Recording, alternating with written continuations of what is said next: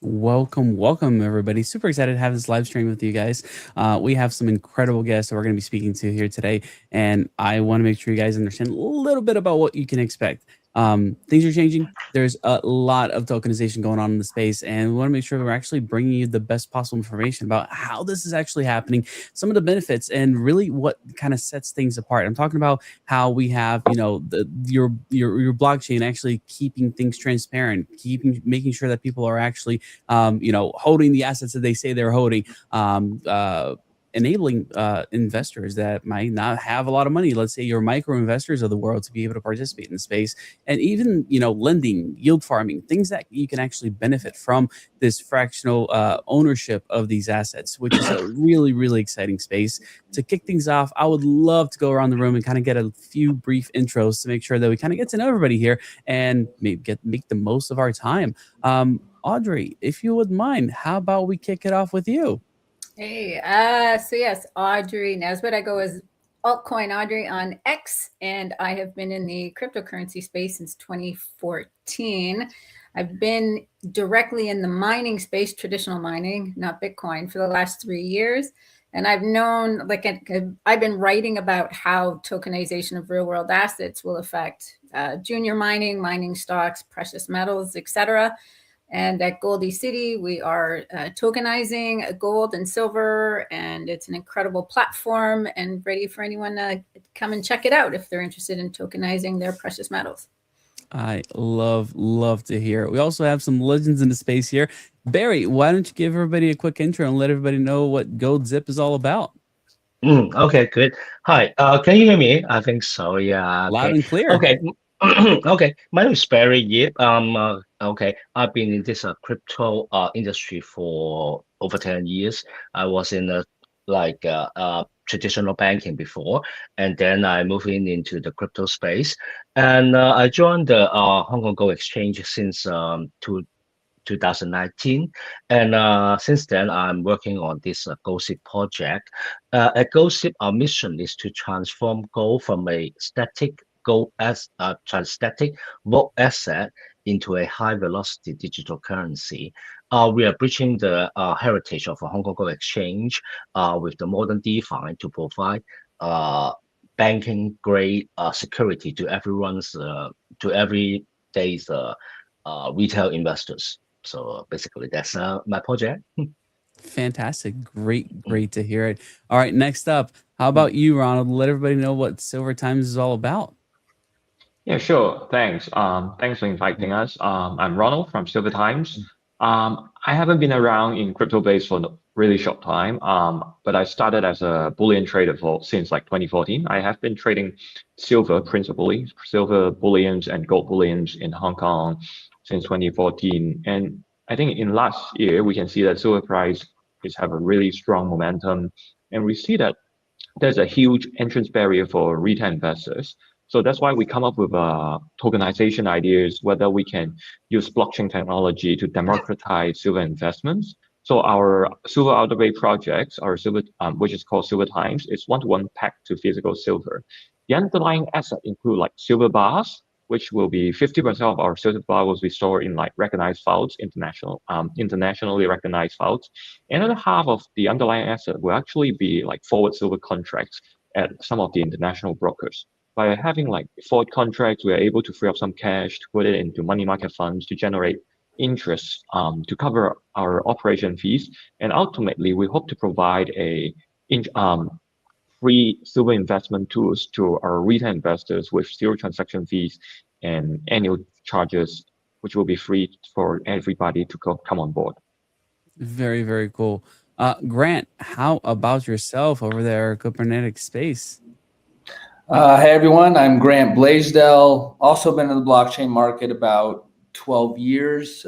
Previously co-founded CoinFirm, which is a pioneering and leading platform around AML analytics for crypto and digital assets. Currently, I lead Copernicus Space, where I'm CEO and co-founder. We're financial infrastructure and marketplace for space assets. So we actually use blockchain and tokenization to be the foundation for what's going to be the largest maybe new asset class in human history, which is space assets, a category we defined as real world space assets. So not directly tied to gold and precious metals, although what we do in the space market overall over the next decades will eventually highly impact the precious metals industry.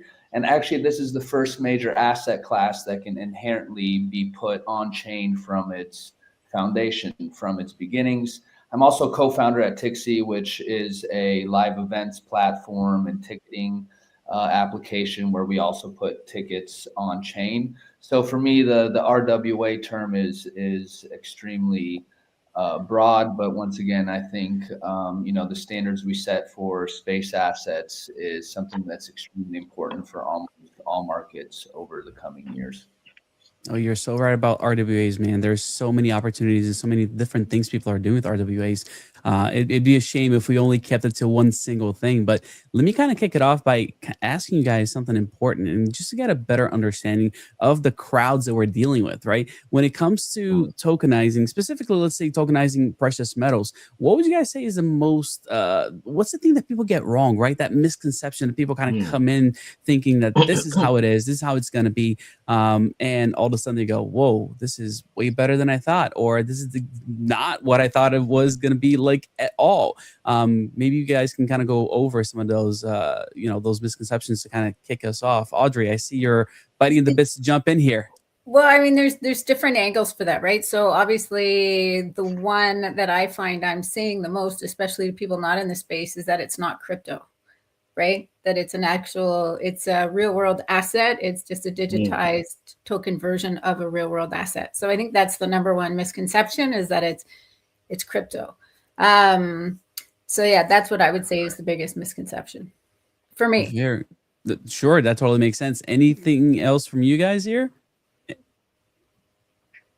Perhaps I can answer something. Okay, yeah, I think the biggest misconception of RWA, or we call it go back token here, is people see this as another kind of, for example, ETF or paper gold. But we are not. When we build gold SIP, we need 100% backed by physical gold. So we see it rather like a warehouse receipt of physical gold, rather than a financial product which are similar to ETF or paper gold, because paper gold actually behind that, they do not really have to go there.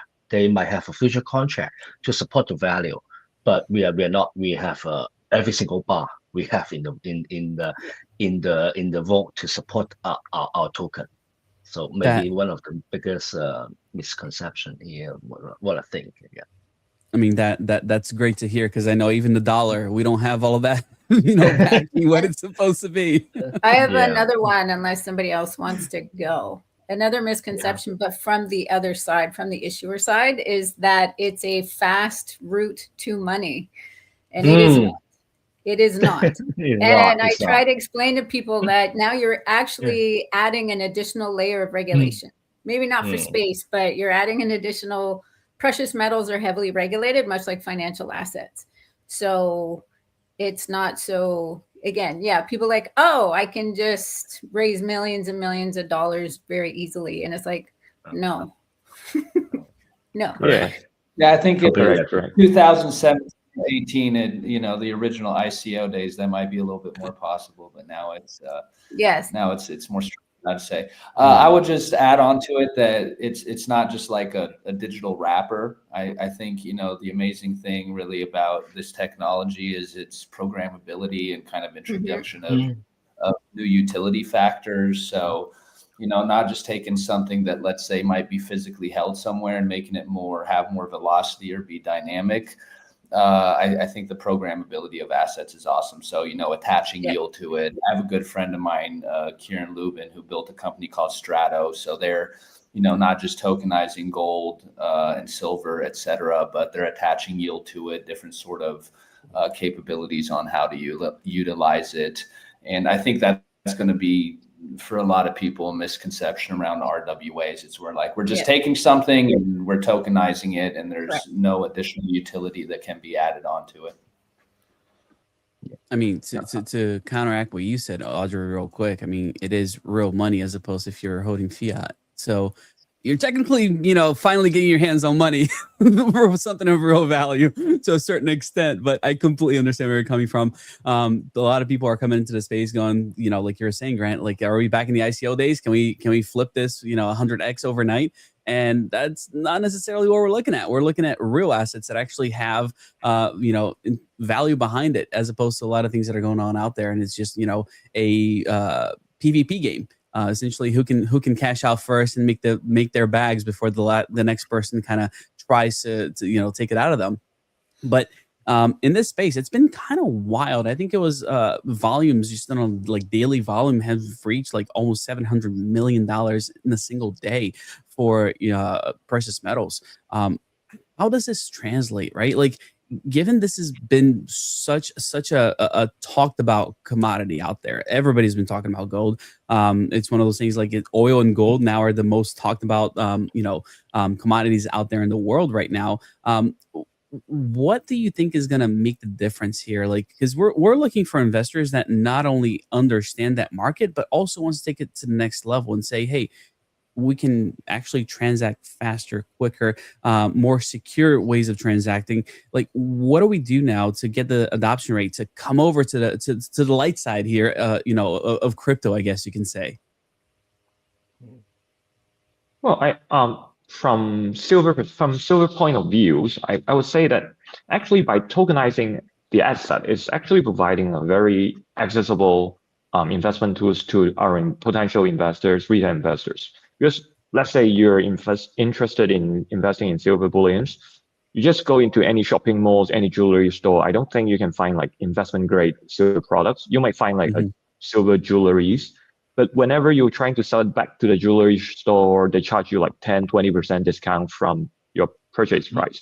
So it's not being very effective or efficient way of silver investments. So from this point of view, we are thinking about that. Or with blockchain, you can transact 24/7. You're actually reducing the entrance barriers for a lot of people. Because if you're rich enough, you got like private banking access, then of course you have a lot of different channels to participate in silver market or in bullion market. But if you're like normal workers, or maybe you're from some of the less wealthy Southeast Asian countries, you might not have a very well-developed banking infrastructure. Maybe silver, precious metal is originally your storage of values, and now we provide you with a more easy or more handy way of storing your values. Instead of having like a silver Buddha at home or gold Buddha at home, now you can just store everything in your phone. Your phone is like is a necessity for everyday life right now, for even for very poor countries. So if that's the case, I think that's what we're trying to solve, and what values that we are providing to our investors. Very, very well said. Anything else you guys think is going to drive adoption to our fun little space here? That's still little. Well, I think regulation, right? Especially in the United States, we keep hearing on how fast the U.S. is progressing on that front, including the NASDAQ, starting to list these assets. So I think that's a big part of adoption. Is what we've been lacking on the tokenization of precious metals is liquidity, right? And that's only been kind of seen at the institutional level. And so now I think maybe by this year, you'll see more retail, right? By the end of this year, more retail play, especially in the US. Yeah, I think part of the retail issue is removing although, like RWAs aren't technically crypto, the user experience is still heavily tied to crypto. Yeah. So I think the more you remove crypto friction and the better you market that, and not in a crypto way of sort of marketing, the more that retail will come in. Because at the end of the day, all of us here have been around crypto, et cetera. It's a little bit more normal for us. But like, I don't even like using exchanges in most crypto projects myself, and I've been around it for more than a decade. So let alone someone else who might want to, buy $10 worth of gold. Well, why do I need a wallet? What is this? Private keys, all these sort of things. So I think the big thing over the next 5 years in crypto, or whatever you want to call the space, is going to be, I've always said, even 10 years ago, I said this, the big success of crypto is going to be when billions of people are using it, but they don't really know that they're using it at the end of the day. So that'd be my input on that. You mentioned something really interesting, and I completely agree with you. And I've been in the space for a long time. That's wallet fatigue. So anytime some new project comes down the pike and it's like, you need to download our wallet, I will pause and go, no. Yeah. You have to be so spectacular. You have to be so spectacular and so different. Because how many wallets do we, right? And everyone's like, we got to use our wallet. There's not, I don't want any more on my phone. I don't want any more. So you need to make it out of the park for me to go, I am definitely going to download this wallet. Like, I don't know how you guys feel about that. Like, I have wallet fatigue. I agree. It's like if I can't use one of the 20 wallets I already have, like I'm probably going to pass. Pass. Well, I'm even reducing the number of applications in my phone so as wallet. So right? I can't imagine I having multiple. I don't need 4 or 5 banking apps on my phone. I just need one that is good enough. It's the same case for wallet as well. I don't need 5, 10, 20 wallets. I just got my MetaMask will be good enough to fit most of our use case, right? Okay. Oh, we lost we lost you, Ronald. Okay. Okay, I would like to make a remark on the adoption way, how to raise it. Okay, I think we by launching this Gossip project, I would like to make a change in the industry, because gold has always been like a dead weight in the world. It doesn't generate any income. However, if we tokenize it, and we can tap into those DeFi protocols, so we can generate some interest or some benefit for the investors. So that is the direction I'm moving to. Okay. Very fair. And I gotta say, it's one of those things that I love precious metals, and I've been doing this for a little while now. Costco has been my holy grail for precious metals, believe it or not. But nowadays, you can't even find it. Everything is out of stock. It's wild, right? You can get usually the price over there, you're paying about $30 over futures price. So for example, 10 ounces of silver, it's $750. While the price of futures is roughly around $73 an ounce. But you can't get it. Right, it's gotten to the point where it's becoming a rarity for you to be able to actually walk in or even order it online for you to be able to get this. So access to these metals has just gotten worse and worse and worse. And it's not because it's not something people want. I think it's the opposite. It's because a lot of people actually want the asset and don't have access to it. So it makes it more and more difficult for people to get their hands on, even especially when they're trying to spend less than $1,000, let's say. Now it brings us to where we are today. Is there regulatory issues for you guys? Is there something holding back, the pushing forward of this? And I say this as somebody who's had conversations now with 4 different companies in Africa, literally at the mining site, from Ghana to Nigeria. I've been talking to everyone over there in regards to some of these things, and they want the gold out, but they also want to be able to sell the gold that hasn't come out quite yet. They're doing everything in their power to tokenize things because they see this as being the future. And yet a lot of them are not ready to move forward because they don't have the clarity that they need. What do you guys think is this is going to look like as regulations develop, as regulations kind of come out?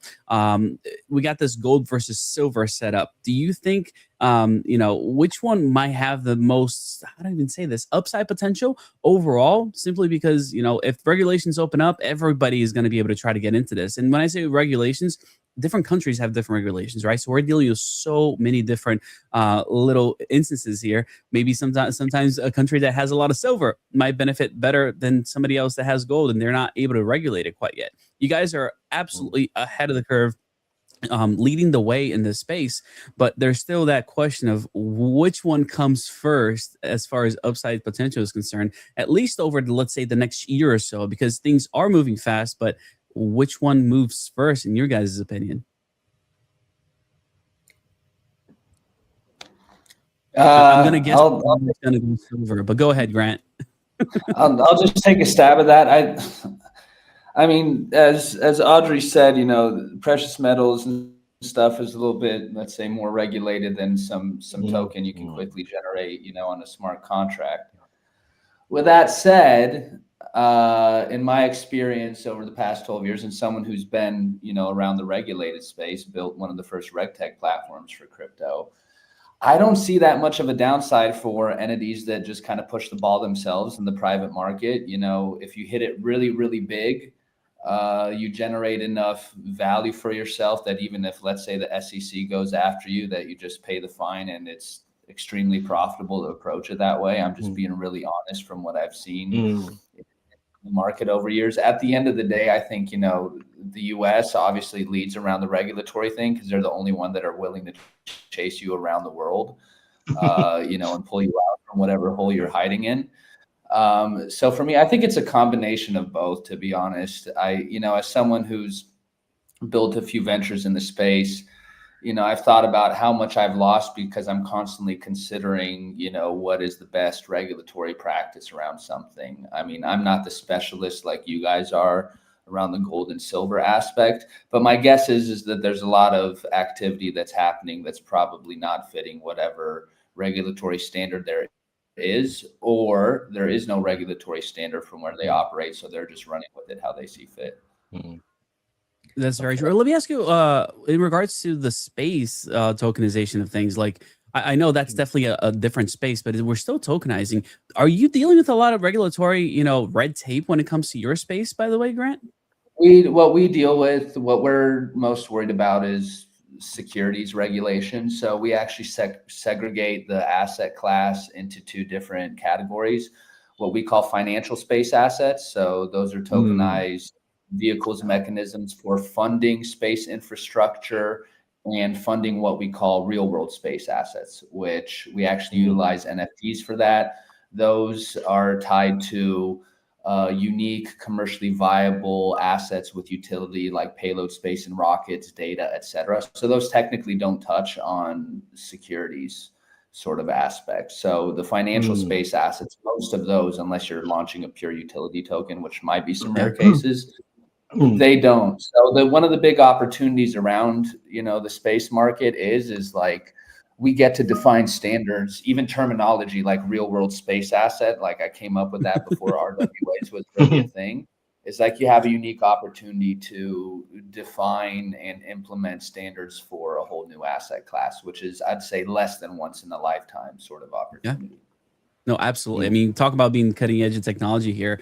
I think it goes beyond that. Like we're literally setting the tone for what the space is going to look like in the future, which is really exciting. And I got to say, like Audrey, Ronald, Barry, you guys are in a better space than, you know, Grant is, simply because you're dealing with a commodity. There's no question about it. You know, there's no, you know, regulatory gray area. It's gold, it's silver, it's precious metals that are actually commodities. But what you like, so you mentioned regulation, right? So there's obviously regulation. And here's what I'm finding from, like, say, the junior mining side or from the mining side.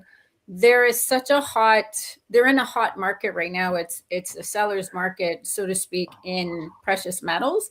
They don't need to look at a tokenization model, right? They're selling. It's like you said, if you're selling out gold, why do you want to add an extra layer of hoops? Why do you want to add? Because you have to say to every well, what's your lawyer say, and that costs them more money. Now, from a retail perspective, this is because one of the things that's happening right now is the tokenization of in-ground gold, right? The land underneath. And I just read an interesting analysis actually by a mining finance guy who said the numbers don't add up, like the math doesn't work. Right. So the math doesn't work. The amount of value you can buy in a gold mining company stock that is extracting gold from the ground is way more valid, and a proper price to gold per ounce based on where they are in the extraction process. Whereas what value they're trying to tell you is in the gold that's already in the ground. It's off. Let's just say it's off. They're saying it's higher than really what the value is. And then the issue with that too is if it's not in a tier 1 mining area, like Canada, the United States, and Australia are the heaviest regulated in regards to mining and laws around it.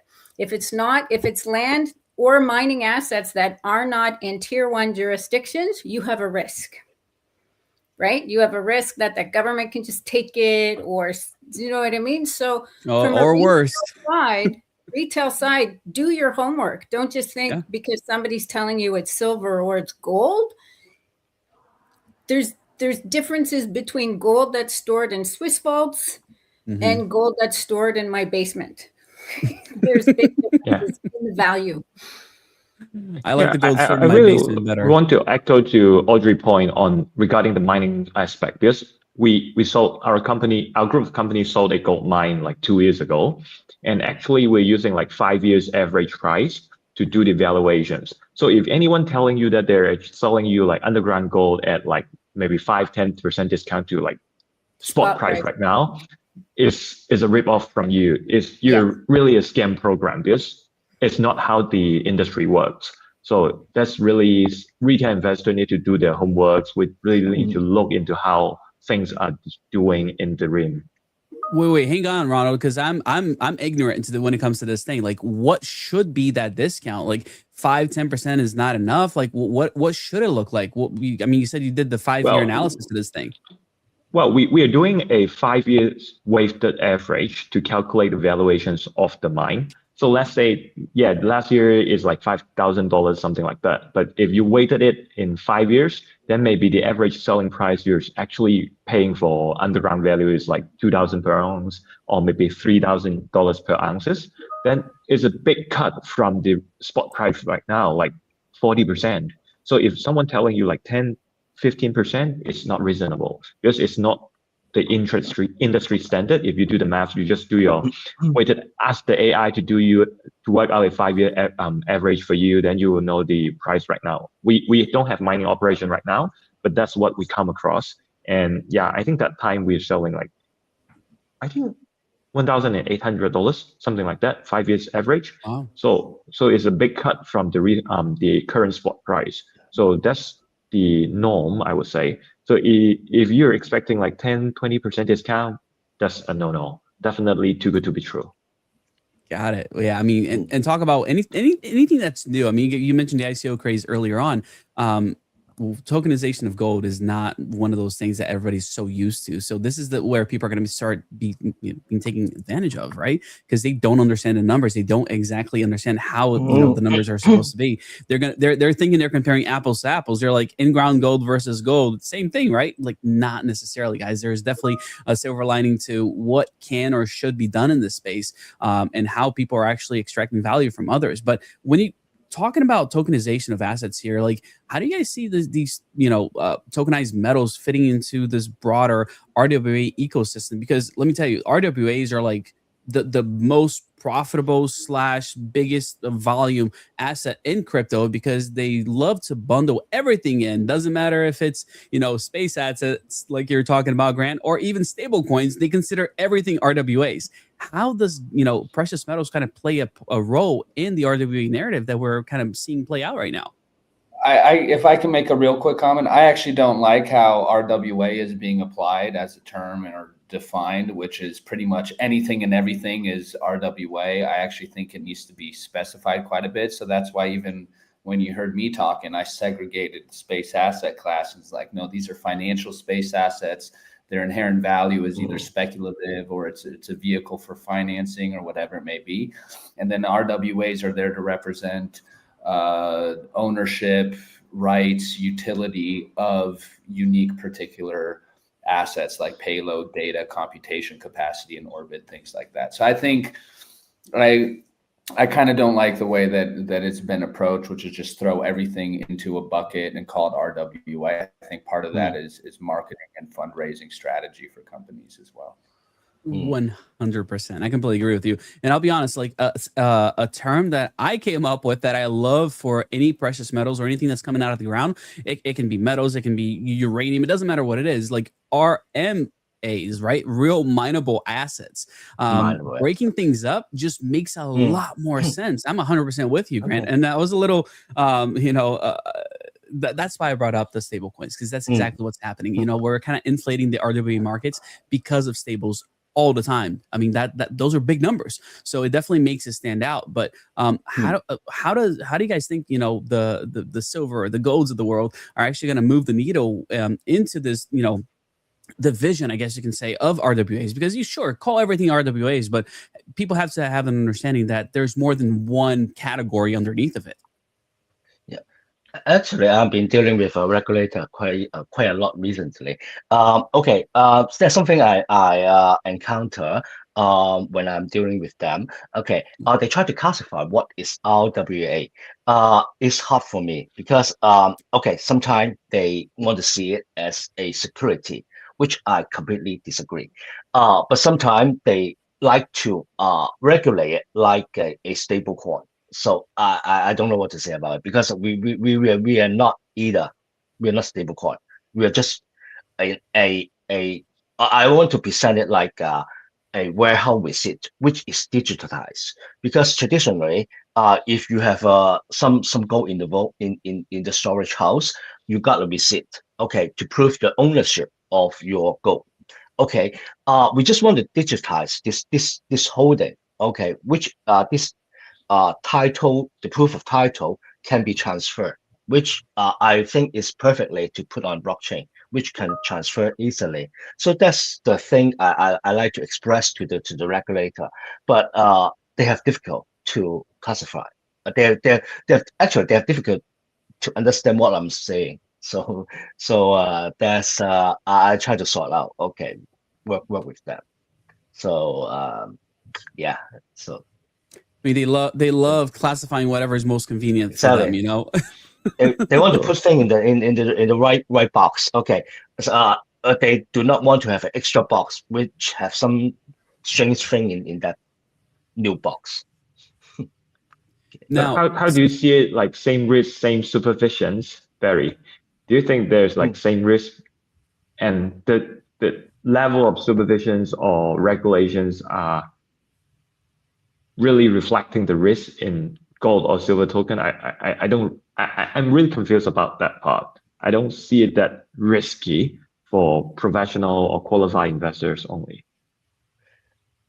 Actually, I agree with you. I don't see the risk because as I said before, we are issuing a digital form of warehouse receipt. Okay, that is proof that thing you're holding is already proof you have something in the vault. So if you don't feel comfortable about we are holding your gold, then you just come forward and redeem it. So I don't see any risk, but for the regulator, they don't see this thing before. They did not regulate warehouse receipt before, so they have difficulty to figure out which category we are putting this thing in. So actually, we try to make things simple. However, they want to complicate things. So that's my opinions about it. Well, they wouldn't have a job if they didn't complicate it. Okay. That's yeah. Yes. Completely agree with you. That could not be more true. I mean, that's I hate being that guy that says, "Yep, that's right," but that is exactly what I see happening time and time again. But a cool trend that I'm seeing a lot of times is actually the, what do you call it, the de-dollarization of the world, in a sense, right? We're pulling money out of fiat and putting it into, you know, real assets, I guess the best way to say it. You're talking about your precious metals, even with you, Grant, like putting money into things that are, you know, actually have value. You know, I guess I'll go to you, Barry, on this one. Like, you know, as you see like BRICS nations and China basically accelerate in relocating 20% of their gold and silver reserves, like, do you think that this political shift is going to like change the way that people are doing, you know, cross-border transactions? Okay, I have to express this in my personal opinion, because okay, I understand this the de-dollarization thing is a hot topic right now, especially there's a geopolitical things going on in the Middle East. Okay. However, I think dollar is going to stay and going to stay long because people are so used to have US dollar to Mhm. price tag something. Okay. We are so used to it. And if you uh, want to use renminbi or yuan to price something, and that's difficult to people to switch around. So I think that's why I think this dollar, US dollar, will stay for some time. Okay. I even think when I discuss with my friend, okay, I even make such a claim. Okay, the British Empire left us a legacy, which is English. That's why we are using English to Mhm. communicate. Why now? But for the United States, okay, the biggest legacy is the US dollar because the world is so used to use it to price something, which cannot be easily replaced by another currency or another value standard. So okay, I understand that the China might be doing something to for example, they store a huge amount of gold. Okay, but they might have something prepared for the de-dollarization, but they would not urgently push this agenda. They will hold on because having US dollar uh is good for them because last year in the 2025, the trade surplus of China is record high. Okay, Mhm. and this year, what they're going to do? Okay, this trade surplus is not a good thing. It's bad for the country's image and how China work with other countries. That's difficult. It's not a good thing. So we expect in this year, maybe the few years later, the value of yuan against US dollar will appreciate. So people will buy less Chinese good, and Chinese people will buy more foreign goods. So Mm. this will balance the trade. Okay, so Chinese need this US dollar to be in the middle. They would not replace it easily with the yuan. If you replace it, they don't have this leverage to uh I don't want to use the word manipulate, but they can um use it to do something on the exchange rate so that to make the trade surplus not that big.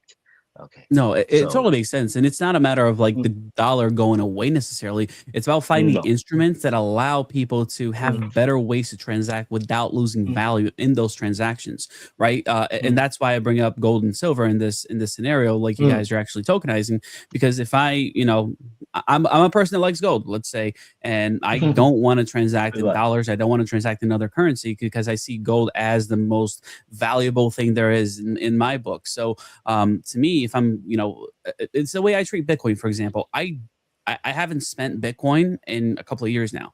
And it's Mm, because any Bitcoin that I, have, I save. It just goes away into the vault is the best way for me to mm, say it. And that's kind of how I treat, precious metals as well. And I think that's the piece that a lot of people are kind of excited about, because it doesn't matter what happens with BRICS. It doesn't matter what happens with the US. mm, They don't have control over gold necessarily in the sense that they can print more of it. They don't have control of it, saying, oh, yeah, we're going to go ahead and do some fractionalized lending with gold. Like that doesn't exist. You either no. have it or you don't. Right? Mm, It's a very black and mm, white scenario, which makes it very exciting for people that understand where value really comes from. And Grant, let me get you in the conversation real quick here in regards to the tokenization and how you're seeing things, because you're in an adjacent space, I guess you can say, because you're dealing with diversification of these crazy assets that most people would never be able to get their hands on, and finally leveraging NFTs for something that's useful. How do we see that as the I don't want to call it the de-dollarization, but something that people can actually diversify with, because that hasn't been available before, right? Well, I think, with what we're doing, the way I compare it historically is like you had the first era of exploration, which was, new ship technology, et cetera, made everything faster, safer to reach, et cetera. But really what made it pop and actually built the most valuable company in human history was building an entirely new financial infrastructure and marketplace that fueled that whole economy, which was, okay, how do we diversify risk of investments, open up access, and create a marketplace to trade the assets that came out of these ventures. Back then, voyages, here it's rocket launches, it's satellites, et cetera. So I think, for us, the main battle is a mental education one where we're even answering such a basic question as what represents verified ownership of an asset in space, right?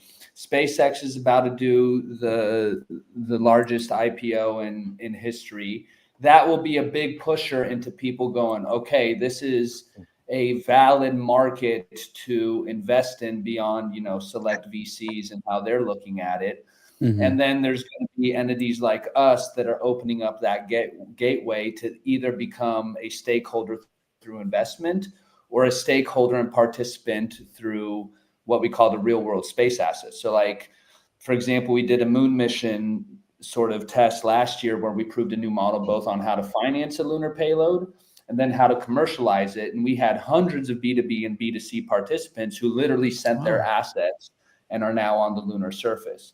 So there's two sides to this market where it's like, okay, how do we finance it and how do we commercialize it? So the democratization of space is going to be something you're going to hear more and more of, because the people who are going to own the infrastructure in space are going to be some of the most powerful or wealthiest people on Earth. Musk has already proven that in some sort of manner, but this is only going to increase over time. And that's why you see this thing around like data centers in space. You might have seen that if you're paying attention. Big hype on that. It's like one thing space has failed to communicate is for 60 years, and now it's going to accelerate at a bigger pace. It's been responsible for some of the most important inventions, solutions that positively benefit life on Earth. So you're going to start seeing energy. You're going to start seeing all these things going into space. And for us, it's okay, how do we build that economic infrastructure, the models, and try to open it up to as many people as possible, because we don't want to repeat the same mistakes we've made over centuries, which is centralize that ownership, across a couple parties. So do I view it as something for you to hedge against the dollar? No, not yet. But I view it as something that's not only a big opportunity, but is extremely important for humanity to build it on a new reality, a new model. And like I said, it's the first major asset class that you get to inherently, from pretty much day one, put it on chain. And as someone who's been around the market a long time, the big issue around like penetration of blockchain in mass horizontally in markets is you have decades of legacy systems, all this sort of stuff behind each one of these asset classes. And this one just doesn't. So I appreciate you asking that, because, it's something that I even did an interview the other day, and he's like, oh, so what are you guys, selling plots of land on the moon? I'm like, no, that's not even legally possible. But once you start going through kind of the logic of it, people go, oh, okay, now I get what it's about. I mean, you can say that about people selling plots of land on Metaverse. Earth that they don't own.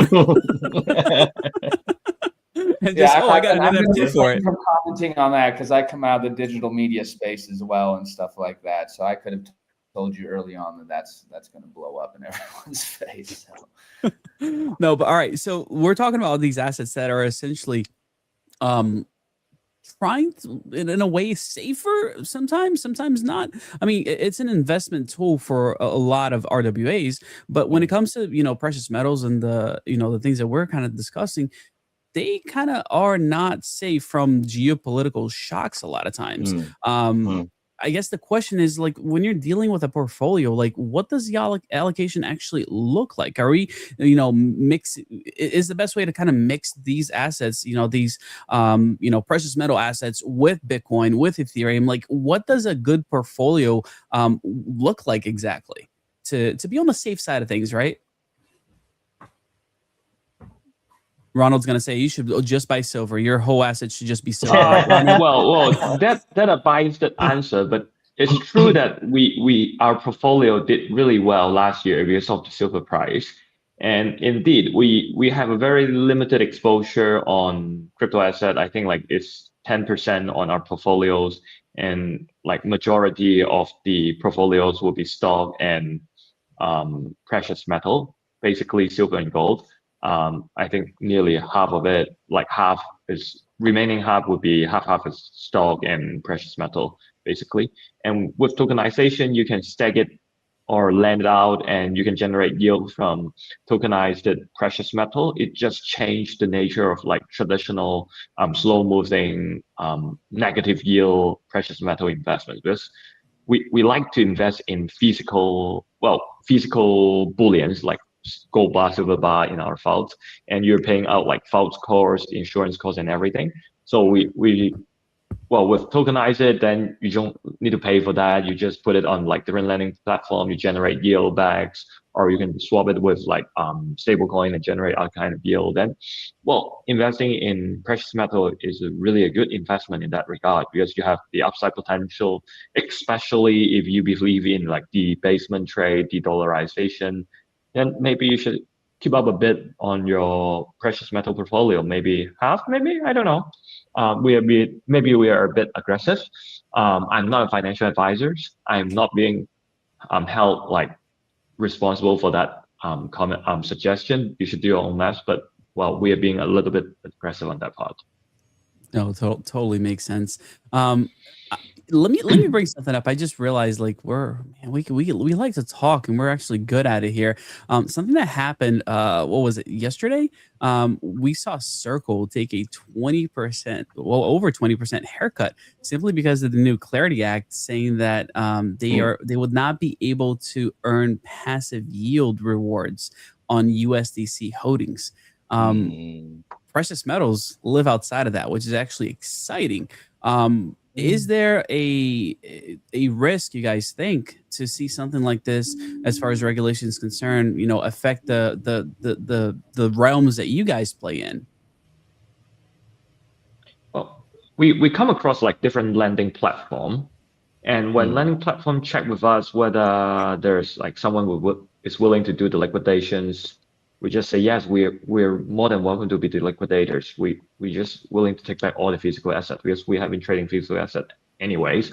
So we don't mind to do that. But in case there's any kind of haircut, if you're able to get back the physical bullion itself, you can always sell it at like full price. So your risk is relatively mitigated when compared with like other digital asset, I would say. So in that regard, I think, maybe it's a better collateral than other asset class, I would say. Okay. Definitely makes sense there. Anything else from you guys as far as like the risk here, as far as regulators kind of just all of a sudden going, all right, we're kind of done with gold, we're kind of done with silver, or do you think it's a little bit safer than what we're seeing on these drafts for the Clarity Act? Not much. Good. No, that's a good thing. You're kidding me? Like, happy day for me. Like, this is exactly the answer that I want to hear. Like, I don't want to have to worry about some of these things, right? It's something that we thought like, oh yeah, stables, that's great, that's fine. Even investing in companies like Circle, we saw them, kind of take over the US when it comes to stable coins, and all of a sudden, things drop 20%. That's kind of a shock, right? It's not something that your average investor is used to, seeing 20% drop on, the value of a company. It's not something that they see every day. It's definitely something that's outside of their normal realm of expectation. But when it comes to what we're kind of looking forward to over the next few years, what do you guys I guess predict is the best way to kind of say it? Do you think that the entirety of our I don't want to call it financial systems, but the way that we trade, the way that we goods and services here, are we going to see more and more blockchain adoption to where Goldie City is going to be the way that you just transact with gold? You don't have to go to some kind of crazy exchange, get all types of verifications, and ensure that you're in the specific state and zip code to be able to do something. Are we opening up the rails here, and like what does that look like over the next couple of years? Well, okay, for gossip, okay, I would say we will have a plan to bring gossip to general public. okay, to the retail, not as a, maybe not as an investment. However, use it as some kind of a payment. Okay, some kind of payment. Maybe we can put it into a credit card. Okay, and then people can spend US dollar, and then that the spending will be compensated by what they have in the card. Okay, so there's some application we have been thinking of. So people can keep their saving Mhm. in Gossip, and maybe spare part of their spending using such a credit card or credit card debit card. Uh, so we would like to bring it to a bigger adoption to the public. So different ways of actually utilizing your tokenized Exactly. assets as opposed to just Yeah. sitting there. But of course, there will be we need approval from the regulator, because they see this thing as a really strictly.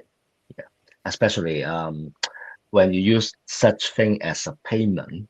So they are pretty strict about this.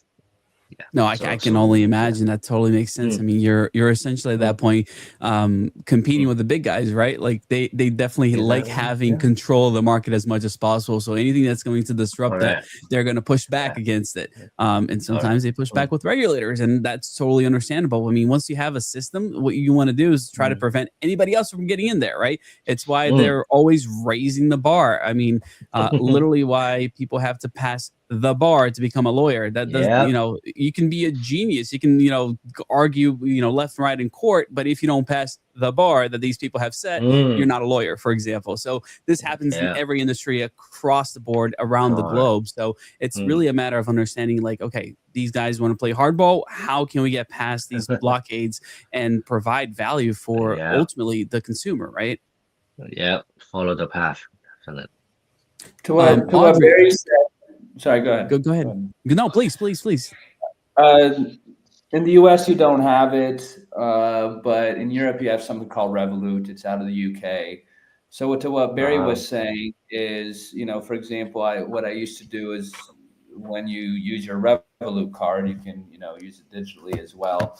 Is they'll take, let's say, round up to the nearest dollar or whatever currency you're using, and it will throw that into Bitcoin, right? For example. Not actually buying Bitcoin, you're pretty much buying a contract for that Bitcoin. That's a whole other, rabbit hole we can go down another time.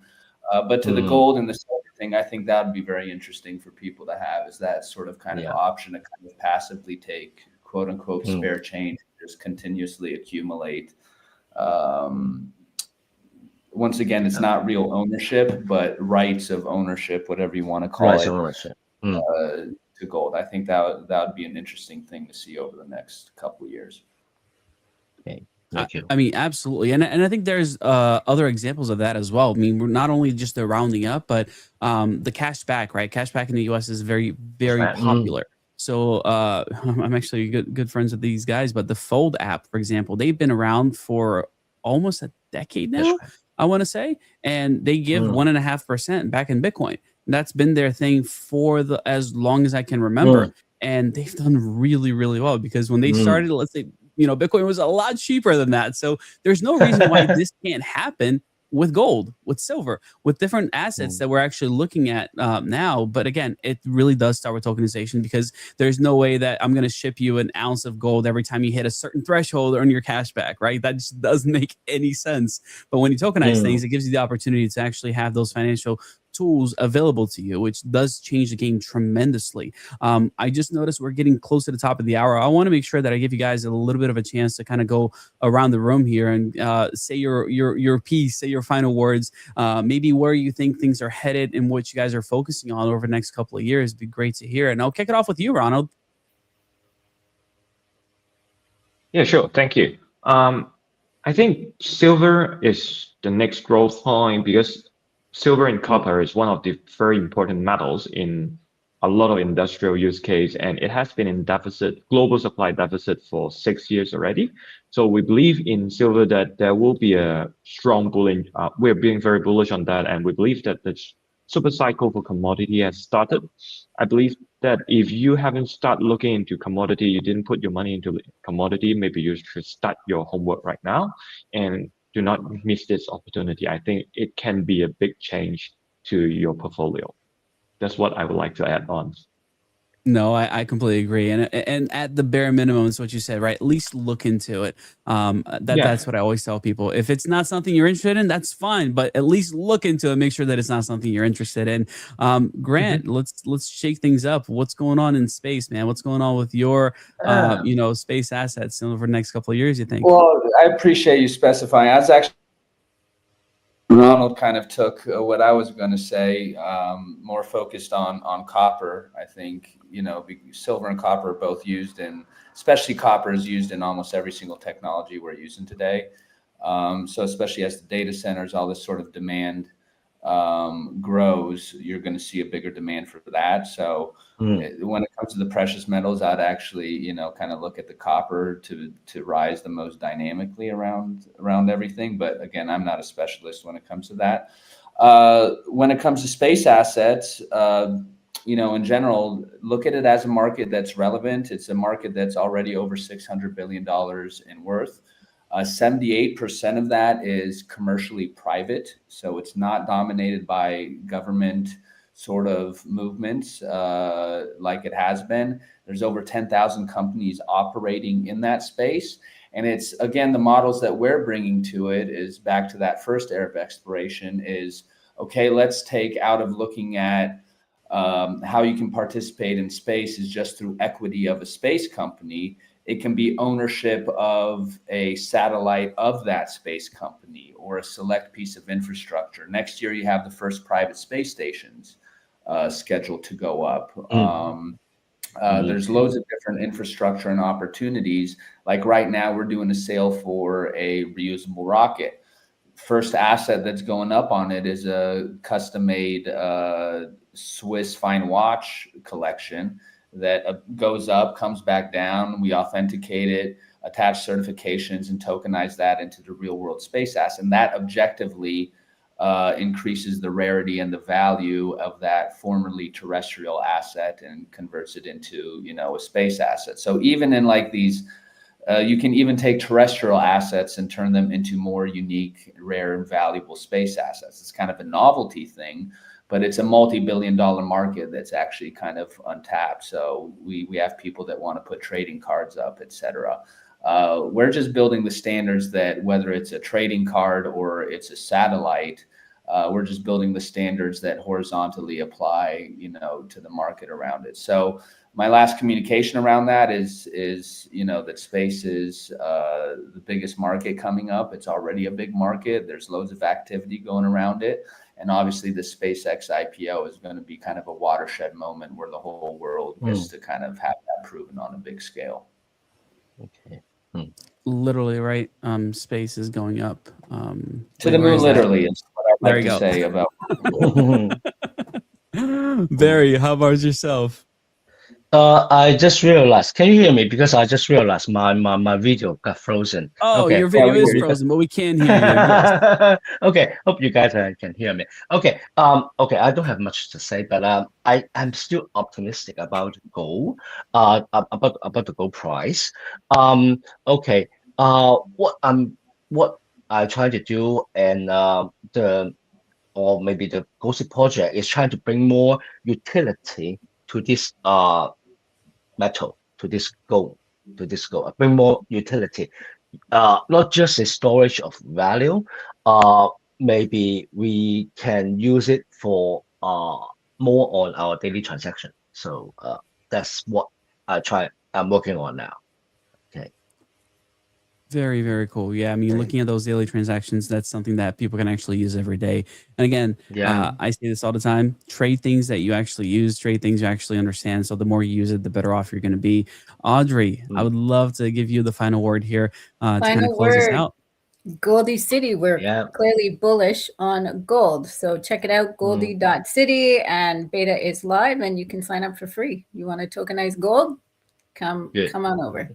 Wait, what's the website for that? Goldie.city.